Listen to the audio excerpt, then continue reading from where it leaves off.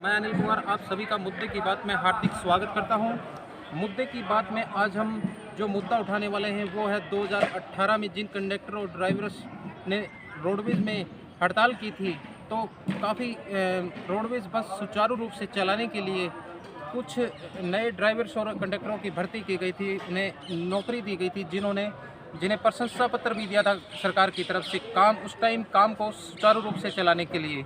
तो उसके बाद जैसे जैसे हड़ताल ख़त्म हुई तो सभी को नौकरी से निकाल दिया गया, जो आज के समय बिल्कुल बेरोज़गार बैठे हैं घर पर। आज हम उनसे जानेंगे कि किन समस्याओं का आपका सामना करना पड़ रहा है, जो आज सीएम से मिलने के लिए यहाँ पर आए हुए हैं और अपनी समस्या बताने के लिए। तो हम बात करते हैं उन्हीं कंडक्टर ड्राइवर से। ऐसा है भाई साहब, समस्या हमारी सिर्फ एक है, बेरोजगारी।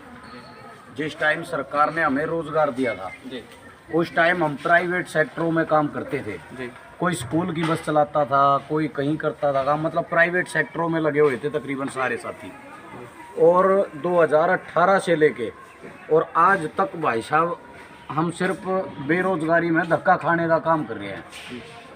सबसे शुरू में जींद का उपचुनाव हुआ था, जी हम जींद के उपचुनाव में भी गए थे। जी उसके बाद में भाई साहब क्या नाम है, ये चुनाव हुए थे इसके बड़ौदा हल्के में हुआ था उपचुनाव, हम वहाँ भी गए थे। क्या मांग है सरकार से आपकी? मांग हमारी सिर्फ एक है कि कोई भी, जैसे हमें पहले आउटसोर्सिंग में लगाया गया था, पार्ट 2 में डीसी रेट में लगाया गया था, हम वही अपनी नौकरी चाहते हैं, हमें परमानेंट नौकरी नहीं चाहिए।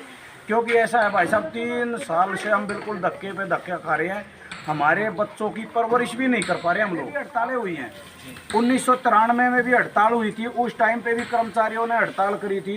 तो उस टाइम की जो सरकार थी उस टाइम पे मतलब रोडवेज में ही समायोजित किया था चालक और परिचालक को। भाई साहब ये पहली सरकार है, उन्होंने ही हमें रोजगार दिया और उन्होंने ही हमें बेरोजगार कर दिया। मिले थे कांडा साहब से, हमने अपना दुख सुनाया कि जी ऐसे ऐसे प्रॉब्लम है जी, हमें आश्वासन पे आश्वासन दिया जा रहा है, हम 3 साल से धक्के पे धक्का खा रहे हैं। तो आज हमें 17 तारीख को हम कांडा साहब से मिले थे, तो कांडा साहब ने ये कहा था कि भाई मैं तुम्हारे बारे में सीएम साहब से बात करूंगा और आप लोगों की जो है मुलाकात कराऊंगा। तो अभी पूरे हरियाणा से आए हुए हैं क्या आप लोग? नहीं, हरियाणा से नहीं आए जी। हरियाणा से तो सिर्फ वो बंदे बुलाए गए हैं, जैसे एक आदमी, जैसे दो डिपो वाइज।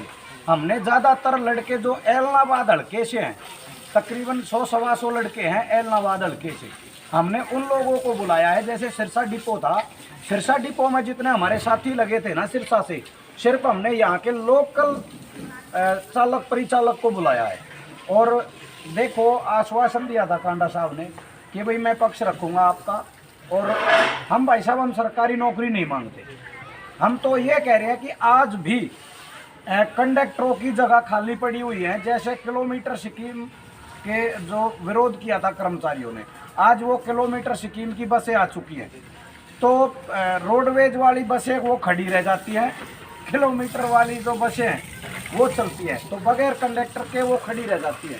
कंडक्टरों को तो आज भी सरकार चाहे तो एडजस्ट कर सकती है, कोई भी पॉलिसी बना के, सरकार कोई भी पॉलिसी बना दे। जैसे हमें पार्ट 2 में रखा गया था, हम पार्ट 2 में नौकरी करने के लिए तैयार हैं भाई साहब।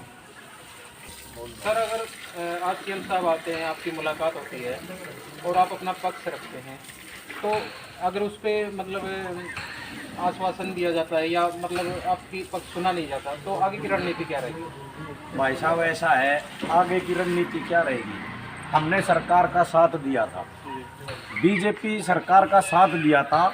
जितने भी हमारे कर्मचारी लगे थे ना, तकरीबन बीजेपी के कार्यकर्ता हैं ज़्यादातर 70-80% जो चालक परिचालक हैं वो बीजेपी के कार्यकर्ता हैं, और आज वो भी धक्के खा रहे हैं। देखो ऐसा है, 3 साल और सरकार, अभी 3 साल और सरकार चलेगी। हम तो यही चाहते हैं, हम कुछ नहीं कर सकते। देखो सरकार है, सरकार से तो हम लड़ाई नहीं कर सकते, नहीं हम कोई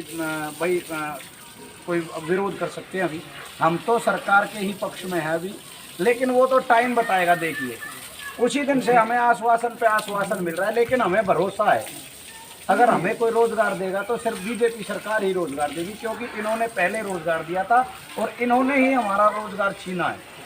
और यही हमें रोजगार देंगे। नाम मेरा दलवीर डागर है।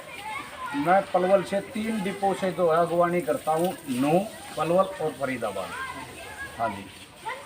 आज सीएम साहब आ रहे हैं। सीएम साहब के सामने ये जो ड्राइवर और कंडक्टर हैं अपनी समस्याओं को लेकर इकट्ठा हुए हैं। यहाँ पर दलवीर डागर जी से हमारी बात हुई। इन्होंने पूरे संपूर्ण तरीके से हमें बताया कि क्या क्या समस्याएं हैं।